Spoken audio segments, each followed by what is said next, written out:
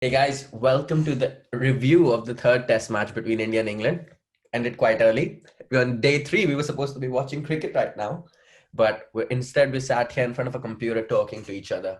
Now, Nakul, before the test match started, we said to each other, this is the first test match on this pitch. We don't know how it will play out. The test match has ended, and I still don't know how it will play. Do you know how this pitch played out? This is a very silly test match from beginning to end. Really don't know what has just happened. Quite.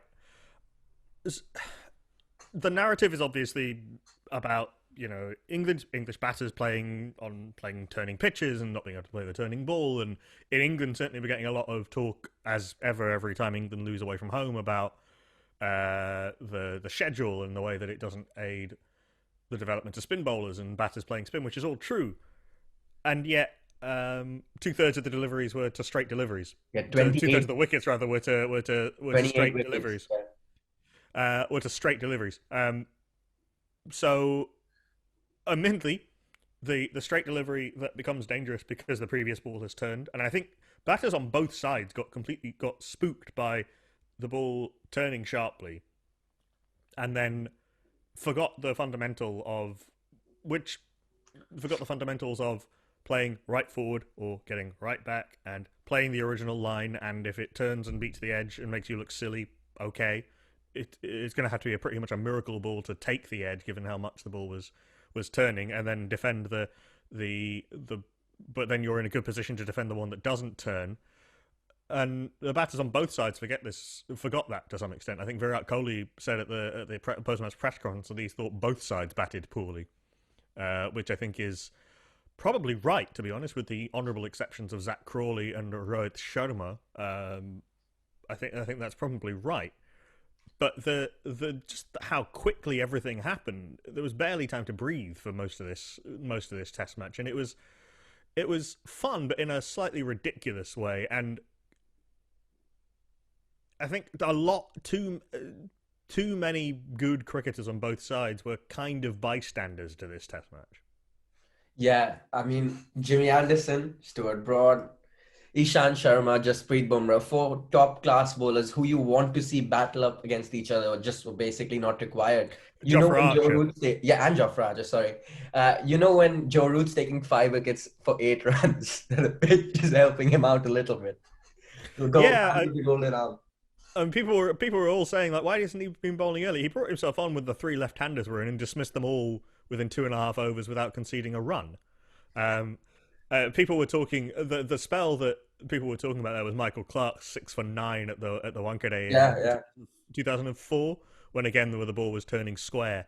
I mean that was a much later in the Test match, so it's it's not quite the same. It's not really quite the same thing.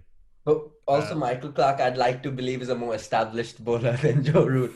I'm not sure about that, mate. I'm not sure about that, to be honest. Really? Yeah, I mean, Joe Root is an okay part-time bowler. I mean, we're kind of splitting hairs a little bit. It's not really the main point uh, of the Test match, but it was he bowled well in the conditions, but in a slightly sort of again the match had descended into a sort of chaotic mess by that point. Yeah, and just going back to the start of the test match, Akshar Patel playing on his home ground, 10 wickets in the match, playing only second test, already second 5 wicket haul. He's not making India miss Ravindra Jadeja too much, is he? Three three fifers in 4 innings now. Yeah. Uh, so, as someone pointed out on Twitter, as many as Andrew Flintoff took in his entire career, which is a grossly unfair comparison, but it is quite interesting from a sort of that doesn't make any sense point of view. Yeah, it Surely can must only get. think test cricket's easy, huh? Yeah, I was going to say it can only get harder, and he knows that, and he sort of alluded to that in his post-match comments. Um, I don't know about not missing Jadeja. You're always gonna miss Jadeja. He's I think people saying Akshar has taken Jadeja's place in the team are deluding themselves. Is getting way too carried away. Ravindra Jadeja is a quality cricketer all round, but Akshar has bowled perfectly for the last two pitches. He's bowled quick without sacrificing flight. there's a very technical point about spin bowling about the position of the seam, where Yeah, most holding horizontal. that's right, yeah, and most bowlers, most spin bowlers will have in general the seam being sort of 45 degrees to the direction of travel. So if you're a left arm spinner, batter straight ahead of you, point is out, it's kind of 45 degrees, it's pointing towards slip, or if you're an off spinner, pointing towards leg slip for the right hander. Uh, Akshar had the seam almost throughout pointing sort of square leg to point. And what that means is there's more likelihood of the ball missing the seam, hitting the main part of the ball and skidding on. But if it does turn, because the seam is going horizontally, it'll turn even more than it would otherwise. It also comes through a bit flatter and a bit quicker. And something that wasn't really discussed until afterwards, I think, the fact that it's a pink ball with so much lacquer on it actually probably made it easier for the ball to skid on quickly. And so those batters who were trapped on the crease weren't able to adjust quick enough. And if you made a misjudgment at all, you were pretty much done, bowled or LBW. This is 19 of the 30 wickets to fall in the test were either bowled or LBW. All of those to spinners. All of those factors, and Akshar in helpful conditions, yes, but exploited them really, really well. Yeah, and in fact, I was watching Joe Root's post-match interview. He did not call the pitch poor at all. In fact, he said it was the ball that made the massive difference. He referred to the black seam, the lacquer on the ball. He said that it was different because when there was so much lacquer on the ball that the moment it wasn't hitting the seam, it was straightening up, and that's what his team struggled to adjust with. In fact, India struggled to adjust with as well.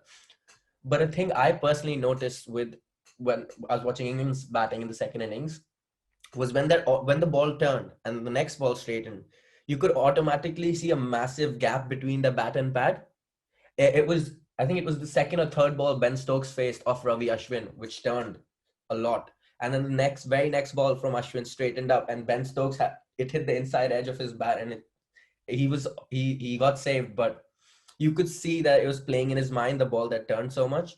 And I think not just with the England batsmen, Indian batsmen in the first innings as well, except for Rohit Sharma, who made it look like a different pitch when he was batting. But I think both teams need to be looking at the basic technique, and there'll be batting coaches working on them before the fourth test. Yeah, again, we have no idea what that fourth test pitch is going to be. This was a pitch theoretically designed for the pink ball and to keep it going through a test match. As it turns out, that wasn't really necessary. For just some historical context, this is the shortest completed test in terms of overs since 1935. It had the lowest runs aggregate for any match with a winner since 1946. It's a complete historical freak of a test match.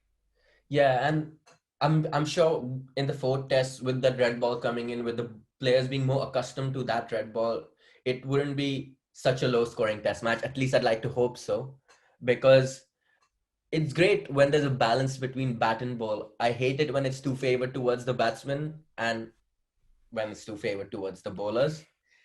I know you're looking at me like you don't agree, but I don't entirely agree. I think that I have long been of the persuasion that the only bad test pitch is a dead test pitch, where bowlers can't take wickets and not even run scoring, and even like quick run scoring is difficult, where the pitch is just sort of doing nothing. I think of the two evils, the pitch that is doing too much for the bowler, which this one probably, I don't know about too much, it's pretty close. A pitch that is doing so much for the bowler that you pretty much just have to put it on the spot at the right pace. I would much rather that than a pitch that's doing nothing. I don't want every test pitch to be like this. It would be a bit ridiculous.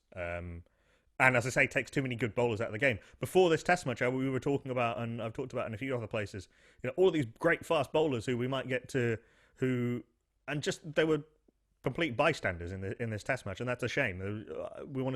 I want to see certainly good cricketers being able to show off what they can do, and we didn't really see that. Just on the pitch, by the way, on terms of people have been getting very angry about the pitch and calling it unfit. And it's not. You don't want to see every test pitch being like this.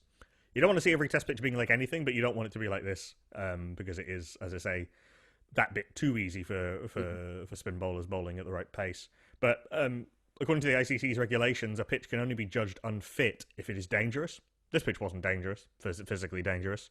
Um, it can be rated poor if there is excessive assistance to spin bowlers, especially early in the match. Is one of the conditions. Helpfully, the ICC define excessive as too much, which is very helpful. I don't actually know that you can say that, to be honest, that it was excessive, because given how many deliveries were, given how many wickets fell to the ball that wasn't turning, and Yeah, I'm not sure, but I suspect that if you played this test again and bowled those exact same deliveries with a red ball, that might not happen, and you might get the ball turning a lot more. But then again, actually, it's very hard to tell. I didn't look at that pitch and think, there were sort of puffs of dust from very near the batters on both sides, but the main body of the pitch looked pretty unremarkable, to be honest. I think I think this pitch might, judging by the ICC regulations, it might well end up as being called below average. But if they're following their own rules, I don't think it can be adjudged poor particularly. yeah, I think the real test of this pitch will be the fourth test when they have a red ball, because both teams' players cited the fact that the pink ball was harder to see as well because of the black seam, and harder to judge the trajectory of the ball because they couldn't see the seam because of it being black. There's a great story about that. Kane Williams, when New Zealand played their first day-night test match, Kane Williamson was batting with Brendan McCullum, and he went up to, it might have been in the nets beforehand, and Kane Williamson went up to Brendan McCullum and was talking about it and said, I can't really see the seam. Brendan McCullum looked at him and said, you can see the seam. So not every batter is quite that perceptive. Yeah, it's interesting. I mean, on TV, certainly, in most of the day-night test matches I've watched, it's looked quite sort of proud and clear, the black seam against the pink ball. Maybe it's the particular light conditions of Ahmedabad. It's not as blindingly bright as, say, Australia, where we've seen a lot of day-night test cricket. And maybe, yeah, it'll be a different pitch, obviously, for the fourth test match. Complete unknown. No one knows what that pitch is gonna be like. There's some of the pitches have black soil, some of the pitches have red soil. Who knows what that pitch is going to be like? I would like to see more types of bowlers being brought into the game. Yeah, and India over the last 3-4 years have done well to make pitches that bring the fast bowlers into the game, and we've seen the resurgence of Ishant Sharma, Jasprit Bumrah coming through, Mohammad Shami, Bhuvneshwar Kumar, Mohammad Siraj even now. All this fast bowling. Hey, Umesh's record at home. Oh yeah, Umesh Yadav. Umesh Yadav's record at home in the last 4 years is unbelievable. He's taken his wickets at about 18. Because India's been producing great pitches, right? And even in domestic cricket, fast bowlers are flourishing, and there's a lot more balance when you watch the Ranji Trophy. Do you feel like this pitch, not just this pitch, even the previous test, is kind of doing a disservice to the reputation they've built themselves, if I can say that? And I know where you're coming from, and it certainly does play into narratives of people who only watch India when their team tour India, thinking that every pitch is going to be massively aiding spinners. Actually, I mean, the Chennai pitch was Not the first test. I'm only alluding to the second. Yeah, the Chennai pitch in the second test. Yeah, there was a lot of.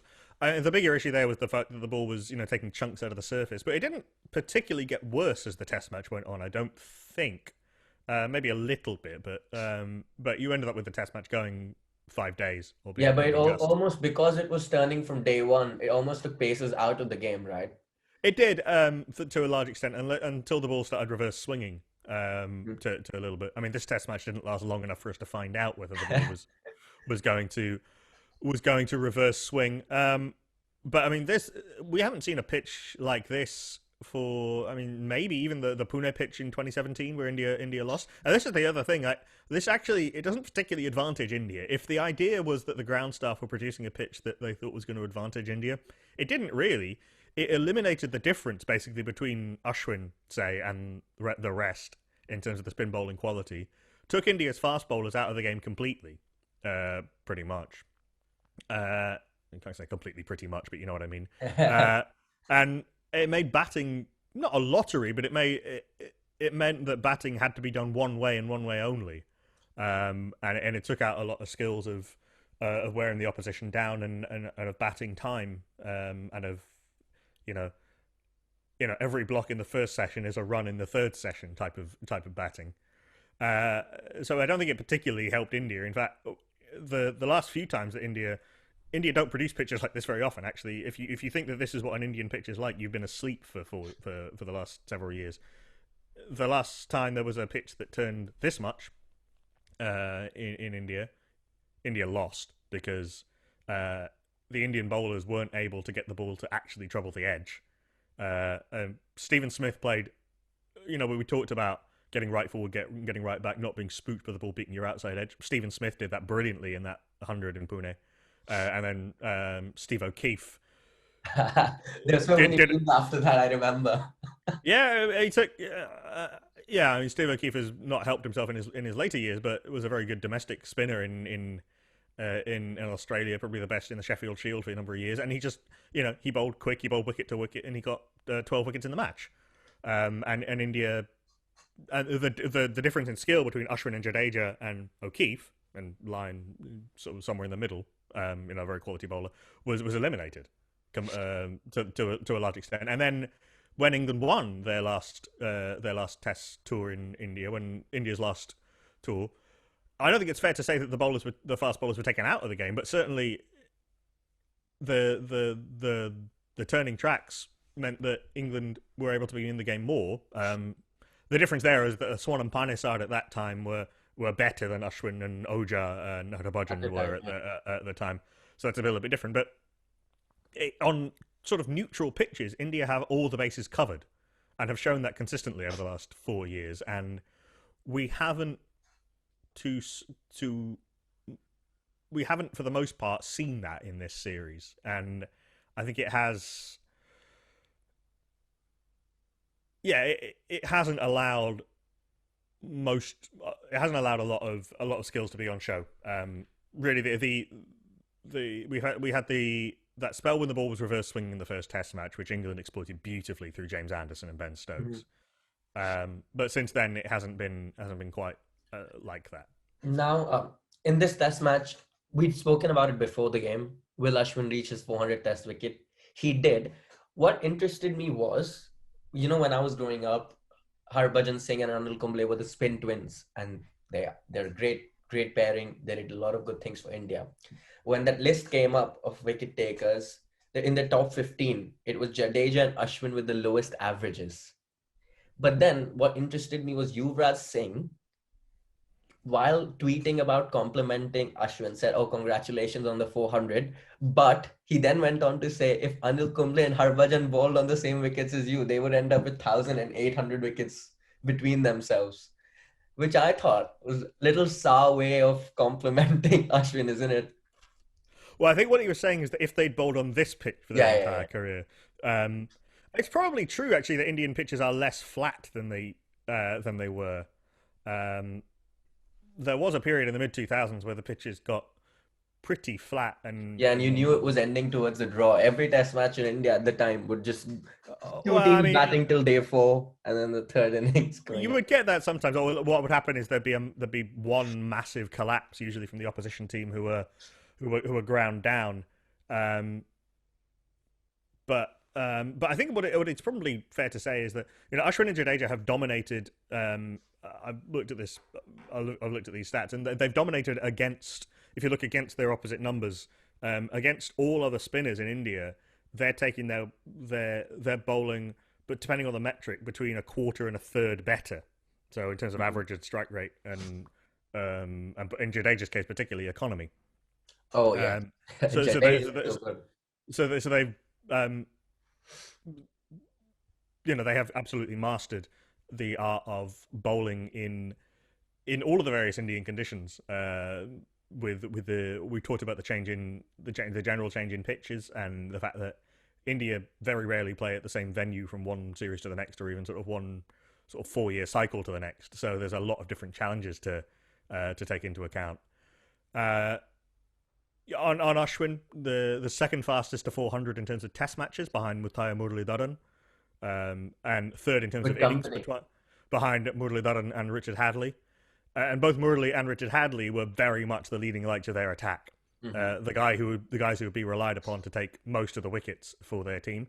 Um, I was looking at Ashwin's rate of fifers, and it has slowed down in the last couple of years, or so since sort of 2017 or so, and that's largely because India got an attack around him.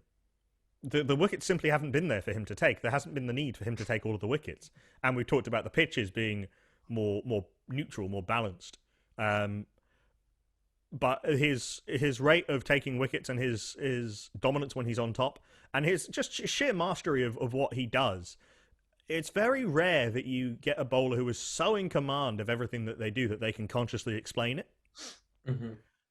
A lot of bowlers have a lot of bowlers when they get to the top level, you know, they have their skills and it's very ingrained, but it's ingrained to the point that it's unconscious. I mean, that's the whole point of practice, right? Is that you can do it without having to think about it. Mm-hmm. But then to take that extra step of then being able to still do it unconsciously whenever you want to, and know when it is the right time to bowl in a certain way. I'm not talking about variations in the classic sense. You know, he's not. I don't think he barely bowled a carrom ball in the whole Test match. Yeah. He basically he and Akshar basically bowled the same delivery every time and let the pitch do the work. But in terms of, you know, he's talked about his different load ups for different effects that he wants the ball to have. Different, he'll cock his wrist differently depending on what he wants the ball to do from hand to pitch in terms of its flight and in terms of its seam position and in terms of its pace. Being able to change your fundamentals in the middle of a Test match and then explain it afterwards, that is a bowler of rare skill and rare awareness, and it speaks well to the power of applied nerdery that Ashwin demonstrates better than anyone. And he's a fabulous bowler. He really is. Yeah, you can tell about his, nerdery that you spoke of. I remember it was the first Test, I think, or the second Test. I can't remember, where Ashwin had had a batsman trap for leg before, and he looked at Virat Kohli and said, "This happened in 2018 in this Test match, in the Pune Test or something, or 2017." And you could see Virat Kohli looking at him and going, "What Pune Test? I have no idea what you're talking about." It was even better. I think it was Ben Stokes, and he was talking about Ben Stokes from the last time England toured in 2016. Yeah, 2016. And Virat Kohli's like, "I have no idea what you're talking about." You can tell the man beats cricket. As it turns out, that ball was missing the stumps by quite a distance, and India burned the review. But so he's not always right. But a phenomenal bowler and a great listen every time he talks about cricket. I mean, his YouTube channel is so prolific; it's very difficult. I watched his interview with Ishant Sharma before this Test, and I thought it was brilliant. The way they spoke about cricket, how experience matters, and you grow. I loved how Ishant Sharma said about his first tour to Australia, and he was like, "I was there," and he was like, "Oh, Monkey Gate was happening at the time. What was your role? Like, what were you told to do?" He was like, "I had no idea. I was just told, you come bowl fast. That's all you need to worry about. Go home and sleep." It was so funny to watch them talk about those series, like playing with Sehwag, Tendulkar, and just basically being told your only job is to bowl. You need to not worry about anything else. It's quite funny. Yeah, times have changed. We've talked in a different context about how the senior-junior divide has broken down to India's benefit, I think. But that was kind of the tail end of that era, those last few years of the greats, of the Fab Four. Now, one tough question. You don't seem to find my questions tough, but I think they're tough, so I'm going to Go for it. Now, he's got 400 Test wickets. The highest is Anil Kumble with 600 plus. By the time Ashwin retires, now Virat Kohli said this in the post-match interview. He said he's still got 6-7 good years left in him, and I can see him breaking more records. Do you think he can break Anil Kumble's record of 600 plus Tests and go ahead as number one of all time for India? I think he could if he's able to stay fit for that time. I don't know about 6 or 7 years. That would take him into his early 40s. But given how much Test cricket India play, it's not impossible. And I certainly think, I wrote a piece actually, by the time of the next World Test Championship final in 2023, it's not impossible that Ashwin could overtake Kumble in terms of most Test fifers and then sit second behind Murali, who will never be caught. Mm-hmm. Freak of nature, we've discussed him. That's a separate podcast. Yeah, and it's just how much of the wicket-taking burden was on Murali, that'll never happen again. I don't think it's impossible. I mean, look at how many wickets James Anderson's been able to take over in The latter part. in the latter part of his 30s. Um, probably not every pitch will be, or not every sort of set of circumstances will be as conducive to Anderson bowling a lot as to Ashwin bowling a lot as Anderson bowling a lot. Because of how well balanced India's attack is. Away from home, it's a genuine question whether you play Ashwin or Jadeja if you only want one spinner. I don't think it's impossible by any means for him to overtake Anil Kumble, take another 200 Test wickets. Yeah, I hope he does, because I mean, I want to say I watched his entire career from start to finish and saw him do what he did, because I only got to watch Anil Kumble towards the end of his career. So this would be great if I could say, India's greatest ever wicket taker. Saw him from his first test to his last. But before we go, Nakul, you made it. You made it in cricket journalism. I don't know what you tweeted or what you put up, but you got some abuse coming your way from Indian trolls. How does that feel? How does it feel to be recognized for your work? I'd like to thank the Academy. Yeah. So on a podcast, I was talking about the political interference in the... Oh, not interference. The very strong political will to get this stadium built in Ahmedabad by Narendra Modi and by Amit Shah. And then name it after himself. And then I think this piece of nonsense came in actually before the announcement on the morning of the Test match that the stadium was being named after the sitting Prime Minister. Just no other country in the world would do that. No other country in the world would get close to doing that. It really is the cult of personality, isn't it? But because all the stuff I was saying about the fact that Modi and Amit Shah wanted this in Modi's hometown, in the seat of his power base, to be the biggest stadium in the world, to be very much identified with him, and then thus to be identified with India, because Modi has very actually successfully, to the crying shame of all Indians, well, not, although I'm sure many don't see it that way, has very successfully identified India with him and his success with India's success, and very much made it that any criticism of the ruling party and any criticism of him is to use the phrase that is used in Indian English, anti-national position, unpatriotic to translate it into English. Because of all. But stating all of that sounds like a conspiracy theory until then he has the stadium named after him on the morning of the Test match by the president. And yeah, somebody was unhappy with me daring to mention the great man's name and in a negative context. And yes, apparently I'm a colonial slave. I wish I get such recognition someday in my life. I don't know, I've made it too. I'm so jealous of you, Nakul. This is the modern day trophy for being a good journalist. Yeah, man. Funny I turned that into a paying gig. You will, I'm sure. Now, and thank you for joining me, Nakul. Really, it was a pleasure having you on board. We'll do a 4th test preview, and hopefully we won't be doing a review for that as quickly as we're doing the preview. So, yeah, man, we were talking about whether we could make this preview review rather longer than the entire test match. Which might have been, actually. You never know. It's definitely bigger than the highlights package of the test, that's for sure. Yeah, absolutely. Joe Root had taken Pfeiffer by the time we're into it. Right. Thanks for joining me, and I'll see you soon. Take care, Viraj.